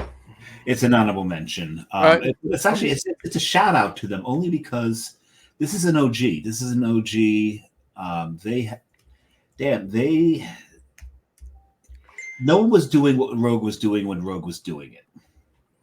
No, you're right. Yeah, they were definitely pioneers when it came to a lot of the things that they actually started doing. And they were, they weren't really known for some of their standard beers. Like Yellow Snow was one of the IPAs. Yeah. Were they known for that? Yeah, but was it considered one of the best? Stone IPA, Lagunitas IPA, all these other IPAs were, those were more well known. Rogue was known more for like the hazelnut porter. They were known for double chocolate. They were known for all these risks that they would take with beer flavors before anybody was even thinking about doing such crazy shit that they were doing. I can't tell you how much hazelnut brown I had back in the day. It was it was an amazing beer. My first time I had it, I was like, where's the carbonation? Before I fully understood what beer really should be. Mm-hmm. Just what they were pulling when they were pulling it. Mm-hmm. And no one was getting it. They were so far ahead of their time. Mm-hmm. They really set a trail for others to follow, and you got to give them love, even if they're not one of my top 3 Oregon breweries. You got to throw them some love, right? Absolutely. So kudos to them. Love the path that they paved for everybody else. Mm-hmm. I'll throw another honorable mention out there, and that's Cascade Brewing. Cascade Brewing, large format sours. They're mostly known for, and true sours. This is before everyone started cheating per se and doing the kettle sours. These are actually they're true sours. So we'll go there. But now to my top 3, and I'm actually going to do a 3-2-1, John. Wow, actually, that never happens. It never actually really happened. But number 3, and they're not necessarily an OG, but they might be the second wave, and that's the Shoots. Mm-hmm. Abyss is one of my favorite beers that's been produced through the years. There's so much they do. What's the barley one that you love by them? From Deschutes? Yeah. Oh, yeah. Thanks. I've lost the name. Yeah, I put you on the spot. Sorry. Mm-hmm. But I thought you usually have a better memory than me. Yeah, I'm well, checking, for names. For names, yeah. I'm just checking 2 things out while I'm actually doing this too. What is it called? Yeah. Black Mirror. Yes. You're right. Yeah. So they've got so many great beers. And you talk about sours too. I mean, they did what the hell was the name of it? Oh crap. Now I'm thinking Black Bear. I'm like, what the hell's the name of it? They did an Uda Bruin. Oh, did they? Yeah. What the hell was it? Oh, damn. The Dissident. Oh, I've had the Dissident. That is a Dissident. phenomenal beer. Yep. That Yes, fantastic beer. yes. That is a fantastic beer. But the Chute's one of my favorite breweries. They've been around for quite a while, Mm-hmm. and adore them. So that's my number 3. Nice. My number 2. Now you want to talk true sours. You want to talk well-crafted wild ales. Logsdon's. Mm-hmm. Logsdon's Farmhouse Ales. I just checked too. It's Black Mirror that you were thinking about. Black Mirror is the. That's what I said. The barley one. Yeah, you said Black. Oh, I think you said Black Bear. No, Black I said Black Mirror. I said Black Mirror. Bear. I'm not even thrilled. You must learn about it. You are 3.5 beers and a White Russian in. So. No, half a White Russian. I never finished it. At any rate, what's your number 2 then? My number 2 is Logsdon's. Logsdon's, yeah. They do fantastic sours. Mm-hmm. You know, the wild ales that come out of there. You know, the valley that they're in. I forget the river that they're on. It's a historic drive, as a matter of fact, along this river. Okay. But Logsdon's is Mhm. they just do some amazing stuff. Their pesh, God, their pesh is stunning. Mhm. Such a great beer. Such a great beer. But my number one, when you go into the beers that I've had from them, and you go into Untapped and you look at my ratings, there's nothing less than a 4.5 from them, and that's Great Notion. Mm-hmm. So if you've watched the show, you know, other than, you know, dark lagers, my favorite styles tend to be like the big, heavy, dark beers. Mm-hmm. Your barley wines, your imperial stouts, and all that. And Great Notion just mastered a lot of this. Barrel aged, They did. all the different treatments that they Mhm. do to these things. And Great Notion, anytime, like if I'm on Tavor and I see a Great Notion beer, I want the beer. Mm-hmm. End of story, hands down. Just put this in my crate. I want it. Got you. So that's my 3-2-1. There you go. I'm going to adjust mine a little bit because Kat had Freem as her number 3. Okay. And Freem would have been on mine. So I'm gonna switch things up a little bit just to do it that way. So I'm gonna give Freem an honorable mention. Okay. Yeah, I've had a bunch of Freem. Wait, I got to challenge you on this, John. And the reason I'm going to challenge this on you is you, and I know it's to get more mentions for different breweries or beers or whatever or anything else on a top 3. Mhm. But your top 3 should be your top 3, no matter what everybody else says. If it were my number 1, I'd leave it at my number 1. This was my number 3. Okay. It was my number 3, and it was close enough to my honorable mention, so I flip-flopped them. Okay. Fair enough. Yeah. I'm just If saying. it was my number 1, I've done it before. If it was my number 1, you know, if during the holidays you do your list first, and all of a sudden your number 1 is Sierra Nevada Celebration Ale. Sierra Nevada Celebration Ale is not becoming my honorable mention. It's still my number 1. And John, I promise you, it'll never be on my top 3 for holidays. I understand. And the only reason being is because for me, kick the hell out of your mouth with hops is not holiday to me. That one is the only one that is. Yes, but to you it is, and I get that and I respect that, but it'll never be on my list because. But it's not the same kick the hell out of you. It's not like a ton of alpha, like this huge IBU bomb with this bitter, piney, resiny, earthy, garbage, not garbage, but like bomb in your mouth. Yeah. It's not like this. No, for the holidays, I prefer Christmas bomb. Right, exactly. It's a fresh hop. There's more flavor of it. There's more flavor to the bitterness in the celebration. But for me, the holiday ales, Christmas ales, malts. I want malts. Look, it's always about the malts for me when it comes to holiday ales and Christmas ales and the for winter ales and everything else. But celebration ale is just that beer that, hey, let's put it this way. All right, celebration ales. I've actually had. The last time I had a really old one, I gotta be honest with you, it was probably about I'm gonna say 10 years ago. I'm gonna say 6 years ago. Okay, 6 years ago, and let's say like Christmas is 2017. Okay. All right, so 6 years and 2 months ago, right? I had one with my cousin, and it was a 98. All right. Yeah. So what was that? 15 years? Yep. No more than that. Almost. No, it was just shy. It was 19 years old. It was almost 20 years old that beer. A lot of the bitterness, there was still a little bitterness in there, but a lot of the bitterness had gone, and it was just the malt factor. But they even though it's an IPA, an 18-year-old IPA, that of that style, whatever, for some reason that beer just, it takes on a different, takes on different characteristics by all means, but there's something about it that just makes it. And when you talk about malt, there's where malt is, right? Because a lot of bitterness faded, right? Because it holds. Yeah, it holds. But anyway, so we've got you. So aside from that, but now, Freem is your Freem is my honorable mention. Okay. All right. I'm going to give you another honorable mention too, which is the honorable mention, and they're no longer there. They were just bought out. I forget who bought them, but they're it's Ecliptic. Yes, Ecliptic Brewing. There's another honorable mention for you. So my number 3, which was my honorable mention, I switched it with Freem, is you know what? No, it's fine. We'll keep it that way. But they're interchangeable. Freem and this one is my number 3. So Ninkasi. Ninkasi was on my list. I love their name. I love the fact that they've taken their name from the Ode to Ninkasi, which is Ninkasi, the Sumerian goddess of beer. And for the longest time, when you looked at the Pacific Northwest, they were almost, in my mind, I don't know if this rang with you, but in my mind, they were the Allagash of the Pacific Northwest. Yep. Right? 100%. Yeah. 100%.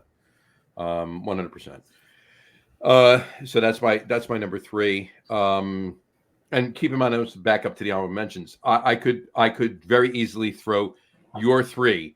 I could easily throw Deschutes. I haven't had a lot of Logsdon. I've had it, but I haven't had a lot. I've had 1 or 2, maybe 3 that I can remember. I didn't do any searching back, and it could have very easily been stuff I didn't check into. But they were one. I think they were one of the Brett pioneers in the country. Oh no, and I'm aware. Yeah, and like I said, I haven't been. Unfortunately, I haven't had a lot of their beer, but I could definitely put Deschutes and Great Notion on my honorable mentions list as well, and for that matter, Rogue, obviously. So, but you stated them, so we're good. Yeah, it's Rogue. So, those who watch the show, every now and then when we do a top 3, we do a top 3. This, that isn't this. And I had asked John, are we going to do the top 3 Oregon breweries that are not Rogue? Because Rogue is just such an institution. Right. They're just a given. They're just a given in the beer world. Exactly. There's no reason to mention them per se. Right, because they're just that well known. Right. Exactly. But so still got to throw them the love. Exactly. So my number 2, my number 1 are breweries that I've had stuff from in the past, but I've had recently. And when I say recently, I don't just mean like last week. I mean over the last couple of years. Right. I've had a lot of beer from them, and I've enjoyed literally everything I've had from them. That's a plus. All right, and that would be my number 2 is Wayfinder. Never had anything from them. Wayfinder is making amazing stuff. Mostly, I mean, lagers. I mean, they're making other stuff too, really? But their lagers are just every time. Anytime I see them on Tavour, I'll order. If the max is 4, I'm ordering 4. That kind of a thing. Mental note. Okay. Mental note. Wayfinder. That's definitely my number 2. My number 1, and same thing applies to my number 1, and they edge out Wayfinder for me, and that's Heater Allen. Heater Allen Brewing in McMinnville, something like that, okay. Oregon. Same thing. Amazing lagers. I'm sitting on a Rauch beer from Heater Allen that I gotta have. I've heard of them, but I've never had anything. Yeah, same thing, and they're on Tavour as well. And anytime I see anything they have on, like the Rauch beer, I grabbed 1. Because I hadn't had it yet. But anything Heater Allen that I love, it's on there. The max is 4. I'm grabbing 4. Nice. Same thing. Max is 6. I'm probably not grabbing 6. I'll probably grab 4. But right.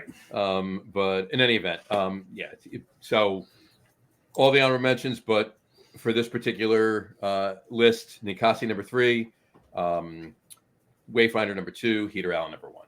So there you go. Alrighty. All right. Cool. All right. All right. This beer. So you and I can drink it. We can chat about a couple of things going on. I can chat about it if I need to take a break. You need to take a break. Yeah, I will be right back. You need to take a break. So I will entertain everybody with you my need to entertain rendition. anybody, and I'm so sorry that I got to leave you by yourself for this. I will do a rendition of "Killing Me Softly." So there you go. Killing Me Softly with a machete. with we'll change it to her song. Okay. Killing Me Softly with. Well, I wanted to say "Killing Me Softly" with his song. That's kind of like no. How about Killing Me Softly with Ninkasi's song? "Killing Me Softly" with Ninkasi's song. There you go. There you go. Okay. I'll be back. You could have been back already. Go. Come on. Go. Anyway. So we want to thank Kat for coming on the show. That was fantastic. I wasn't aware that she had to go. I apologize. We've been obviously if you've been following along with us and you've been watching the shows or rewatching the shows or listening on any of the podcast platforms out there, you know that lately we've been going an hour and a half, 2 hours, upwards of 3 hours sometimes. And that's the way the show's been going. I wasn't aware that she had to go out, and I do apologize. And I apologize to her for bringing her on tonight. If she had to go out, we could have started the show a little earlier, and if need be. But in any event, we do appreciate her taking the time out for coming on the show, and we definitely will have her back on. We'll talk about anything that's prevalent that's coming up the day before when we do our April 6th show, because she'll be doing her April 7th show, the live event rather. And then we'll have her back on sometime later in the month of April, maybe May, and get her back on to recap what they did and anything else that's coming up at that point for the Worldwide Beer Fest. But one way or the other, thank you so much, Kat, for coming on the show. We really appreciate it. And we look forward to having you back on in due time, soon enough. All right. And that was perfect timing. And he's back. He's got to unmute himself, but he's back. What were you there he goes. I was just thanking Kat for coming on the show. Oh, absolutely. So, and I have a full beer, and I'm going to put up the crawl. Okay, let's put up the. This is what this one looks like. This is Mossy Rock. This has got some great Celtic knotting as a label on this. I like that. This is Cool Shen Brewing. Cool Shen Brewing. Yeah, I'll put up the crawls up there. There you go. This is one of the Washington ones. Mm-hmm. So she sent us, Bellingham, Washington. She sent us 2 from Washington, 2 from Oregon. Mm-hmm. This is still a little colder. Now, what's interesting, and I don't mind a dry Irish stout a little on the cool side. I don't want it cold, but I don't mind it a little. Well, here's the interesting thing, and I remember you being surprised when I mentioned this. When I was in Ireland, when I was in Guinness, actually, they mentioned that Guinness should be served ice cold. Mm-hmm. Which is counterintuitive to all the things that we think about when we think about stouts. We want them to warm up. We want the flavors coming out. But, people always told me, hey, you drink Guinness cold. And I never believed it until I was at Guinness. And they said, no, it's served really quite cold and should be drank quite cold. Mm-hmm. So even though this is an Irish stout, we've let this warm up a bit. Mm-hmm. And while you take a sip of that and the crawl's going, I just want to, with a proper pour, happy birthday 3 days ago, Jessica. Now one without, because toasting with an empty glass, John, that's just nuts. Well, I didn't have anything poured at that point. And you know how the show goes. So. I let you hang it. It's my fault. You did. We could have waited. You didn't, but no, I didn't.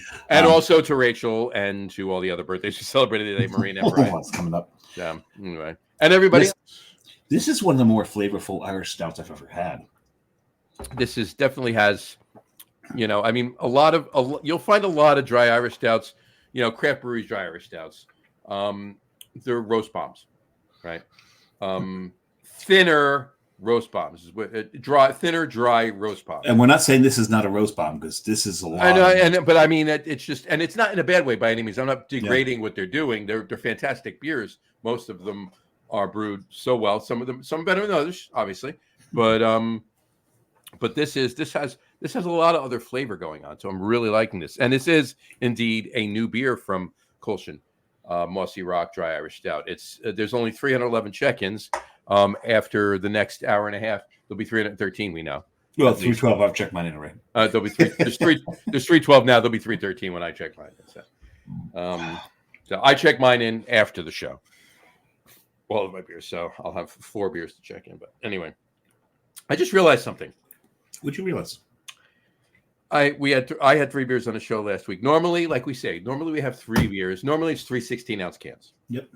Okay. But we had Which 4 3 16-ounce cans. Whoa! No!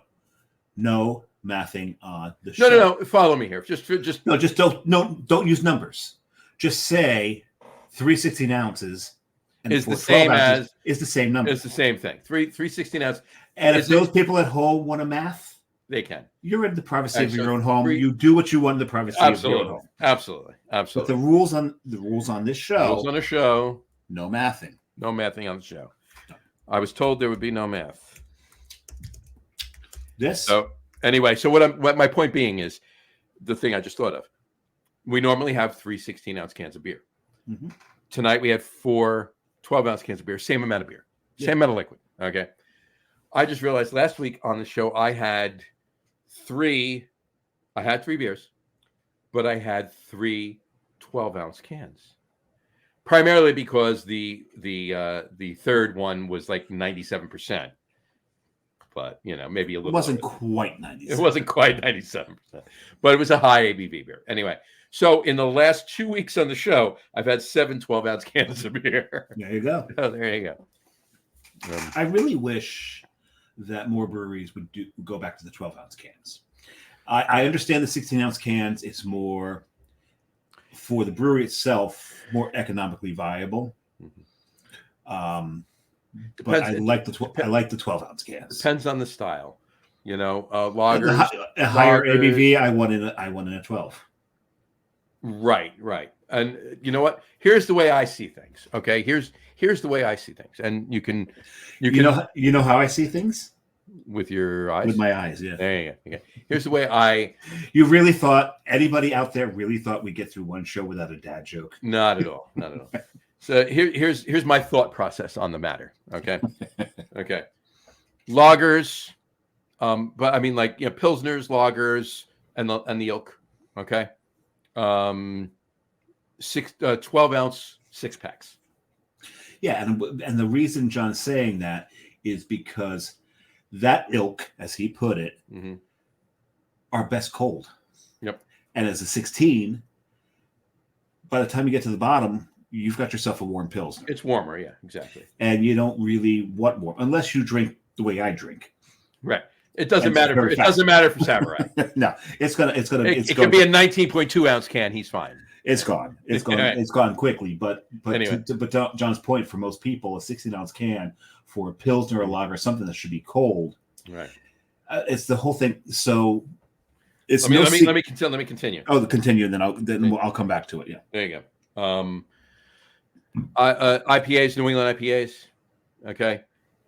Double New England's to a point. Okay. And lately double New England's or double IPAs, period, but double New England's. The whole thing about those is I've never seen any of them in a 12-ounce. It would look stupid in a 12-ounce. It would be stupid. It'd be weird. Yeah. That whole style and anything that all matches that too. Like we do Nautical Twilight, the coffee porter, black IPAs, the bulk of your other beers. Okay. The bulk of your other beers, 16-ounce 4-packs.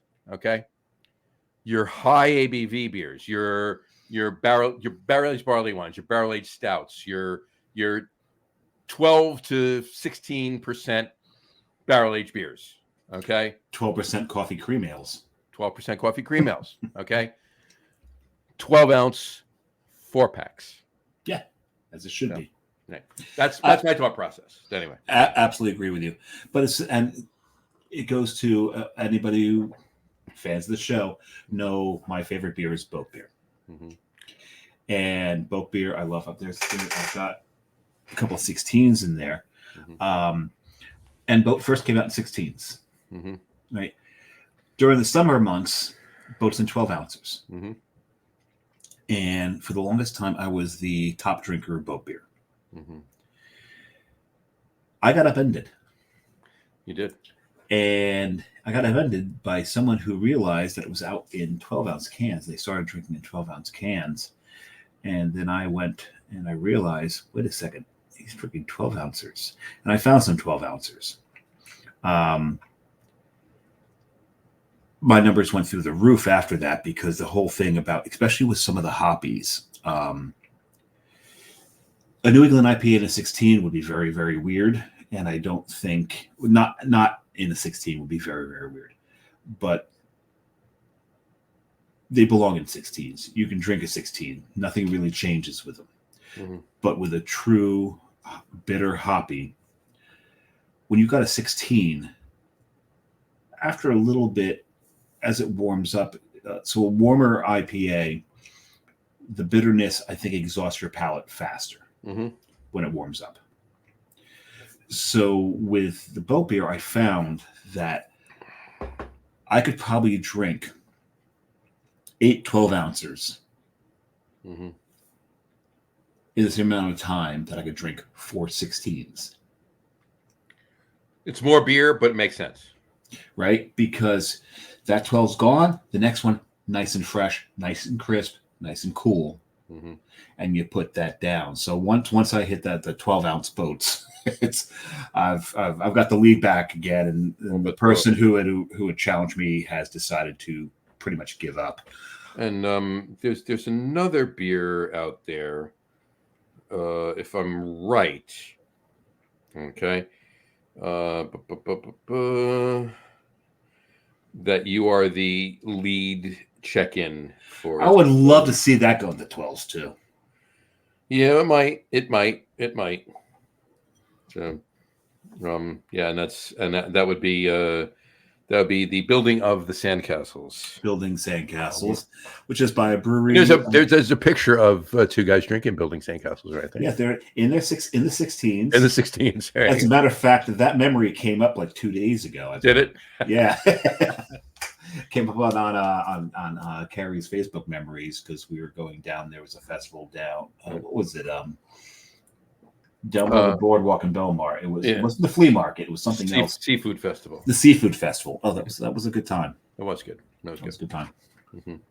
So, but yeah. So that's my thought process. But that's you're 100% spot on with all of that. So yeah, there's so many ways to approach this, but there's if it's an overly bitter beer, in a 12, I prefer it in a 12. If it's a high alcohol beer, I want that in a 12.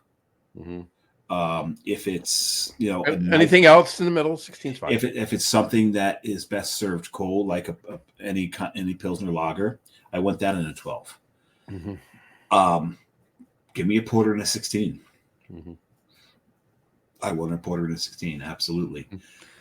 Yeah, because to be honest with you, honestly, the 4 beers we had tonight were all in 12-ounce cans.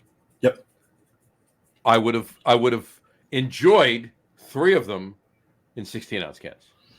Yes, and the Freem, you saw how quickly I drank that Freem. I would have been fine with a 16-ounce of that. Damn fine with an ouncer in that. We got to do another Rauk beer show. Maybe just me and you. Maybe we get John on. Maybe we get somebody else on and talk about Rauk beers. But I just realized it's sitting here talking about the beers I have them sitting on. You got a lot of Rauks you're sitting on. I have a Heater Allen Rauk. I have a Freem smoke porter. So you know what I got to do? I got to get another Pacific Northwest smoke beer. And you know what? Why don't we do it when I come back from Germany? Because I get a feeling I'll bring some stuff back from Bamberg. But here's the thing, though. I hope you're going to bring back some stuff from Bamberg. I hope you're going to bring more. I hope you're going to bring at least a couple of them, an extra one of some of the things from. There's a couple of things that I know I have to bring back. God, there was someone on the show that made me promise I'd bring them back a dark lager from Ufleku. Who was that? That would be me. No, there was somebody else who asked for that. That would be me. That would be me too. I'll take his. Who was that? Who asked for the? It was Dylan from Buttonwoods. Yes. So I've got and I will be on Ufleku on my birthday, and hopefully I'll have enough wits about my drunken ass to actually grab a few. Because you know what I'm actually doing. I was just out of curiosity. I looked at I was on the Uflecker website, and they had this thing about the cabaret and the dates. Right. And I clicked on it, and they're doing cabaret on my birthday. Right. Not specifically because of my birthday, but Just celebrating your birthday. Cabaret. Cabaret. I heard Alan Cumming is actually going to be there that night. Cute. Oh, he's such a great actor. Love that guy. Anyway, that would be awesome if you showed up. No, I doubt it, and I hope I can understand it. I wonder if it'll be in English or in Czech, because in Prague they do speak a lot of English there. Mm-hmm. But that's going to be a lot of fun, because usually stuff like that I shy away from. But I'm like, fuck it, I'm in Prague. It's my birthday. I'm doing the goddamn cabaret, and I'm drinking Tamave Pivo, eating mucho pork. Mucho pork. Yeah, mucho pork. He's in Germany, but he's using Spanish. No, that Prague's in Czechia. Prague, always Prague. I'm sorry, I forgot. I forgot you moved over to Czechia. He's in the Czech Republic, and he's using Spanish. How's that? Oh, you would. It's funny because John knows this. Anytime that I'm going to go somewhere, I try to learn as much of the language as possible. And in high school and college, I took French, so it's becoming almost a problem where I commonly switch from one language to another mid-sentence. Well, it usually happens for me. It usually happens that I switch back to English because I just lose my train of thought in speaking that language I'm in, and I just say screw it, and I'll just switch back to English. Hopefully, they'll get what I'm saying. No, there was one time I came out with a sentence at work, and it was in German, French, and Spanish, all in the same sentence. I don't know. I must have been tired. And here's a funny thing, John. Mm-hmm. I don't know Spanish. Oh, even better. There you go. That's an even double clap. There you go. French and German, yeah. Spanish, no, not so much. I live in Union City, so I guess it's just osmosis. There you go. We have a couple of things to choose from for the openings for this show. Yeah, we do. No Spanish. There you go. I think that might actually be the winner, but we'll. So, but back to this beer. So, what are you getting out of this, John? I'll be honest with you. I'm getting one of the best dry Irish stouts that I've had in quite some time. Yeah, I was going to say American brewed Irish stouts. American brewed dry Irish stouts. Yeah, I mean, I'm getting the roast. I'm getting the characteristics of a dry Irish stout, but I'm getting a little bit of chocolate, which is far out of whack. Just a very little bit. Very little bit, but and like bitter chocolate. He's not talking milk chocolate. He's talking bitter chocolate. Bitter chocolate. There is a super. If you take another sip, there is a super slight smokiness to it. Yes, and I know it's from the roast. There's no smoke malt in this. It's from the roast, but it's not even slight. Okay. Yeah, maybe it's a little bit more. It's not even slight. And you may call me crazy here, but in the background, you're crazy. Well, we know this. There's a vinousness to this. There's a little vinous. Vinous. Yeah, vinous. Vinous. Yeah. Well, I just got to call him. Who'd you get a call from? Oh, I think it's about that. Who is that? It is from Kat, but it is about that. Hello. I'm so sorry, bro. Oh no, she is. There she is. Hi, Kat. Oh, she hung up. it was definitely a butt dial. So she called you on Facebook Facebook Messenger. Yeah, it's a butt dial on Facebook Messenger. At any rate, so it looks like they're having a good time. No, but I get I don't know about you, but I get like a red wine. You know what? You know that you said that with the vinousness. Viniousness. No. Viniousness is more of a Goomba kind of thing.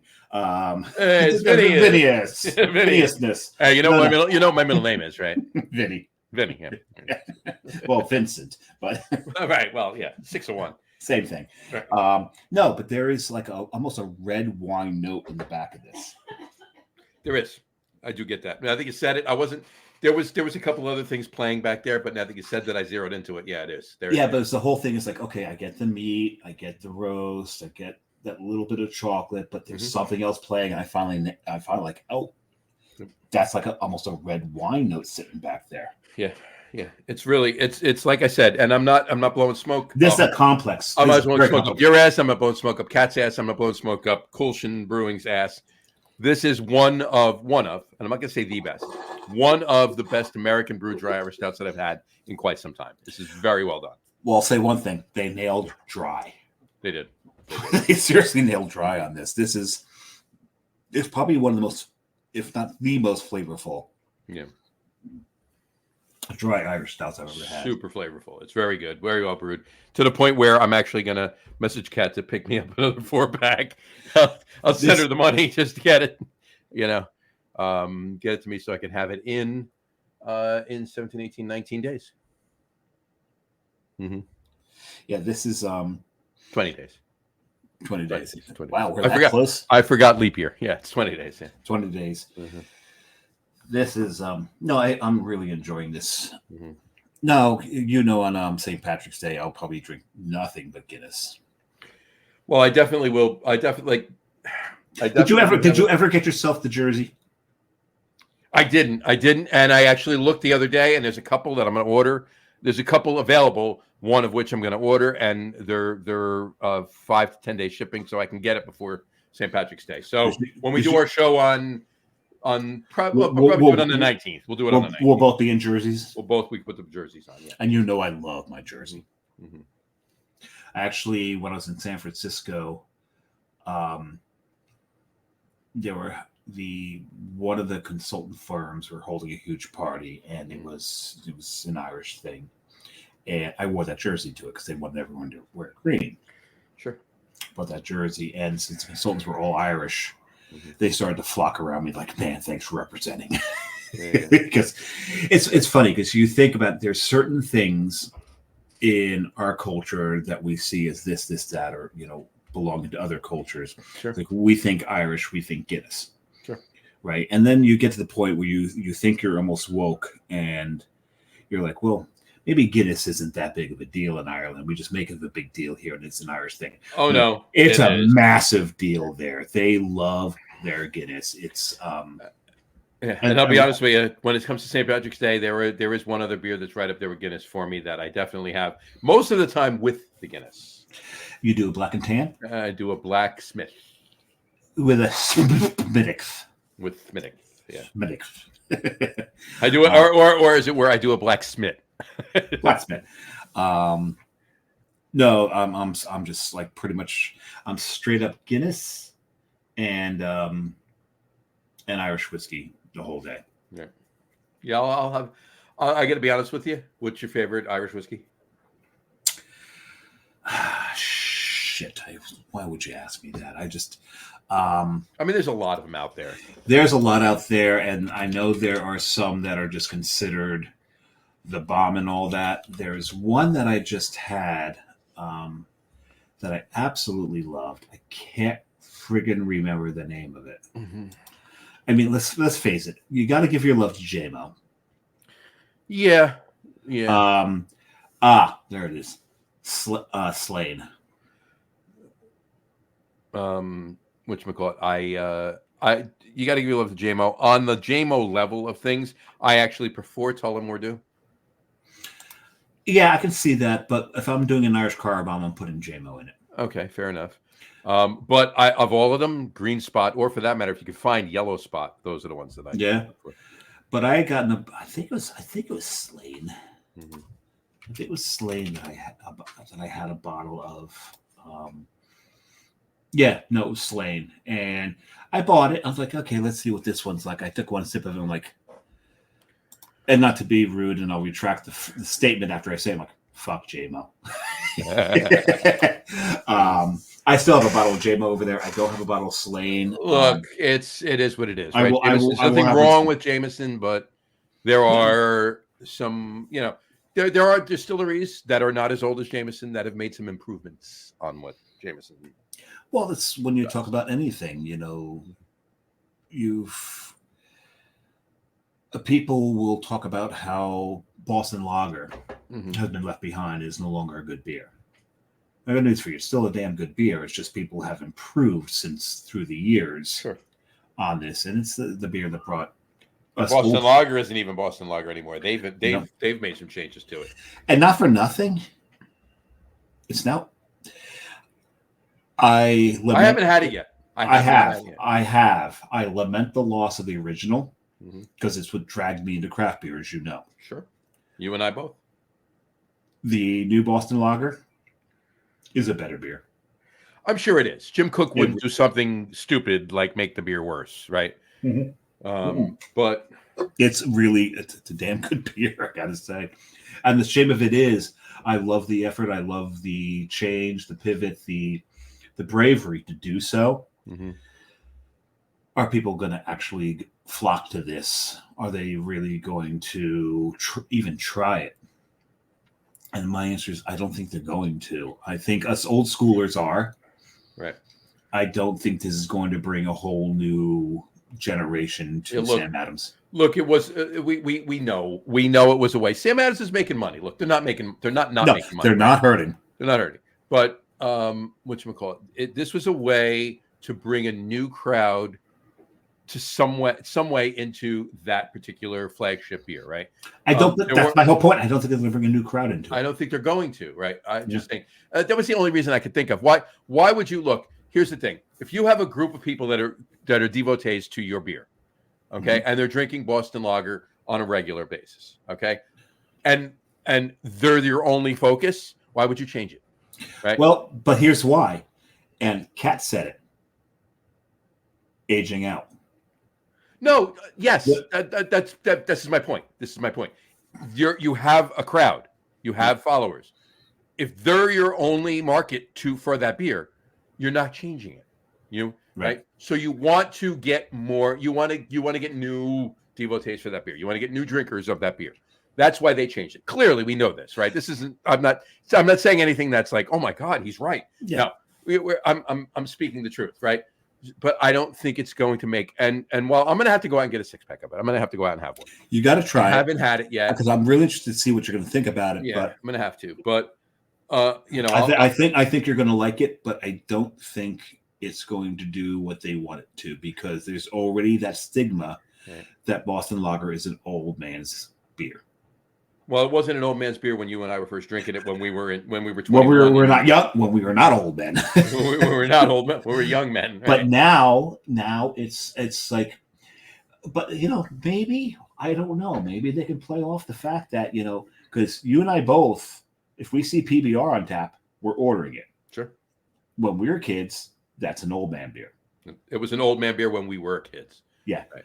All right. So, but to this day, we still honor it. I'm sorry if I see it on tap, I'm ordering the damn thing. If I see a Ballantine IPA on tap, I'm getting it.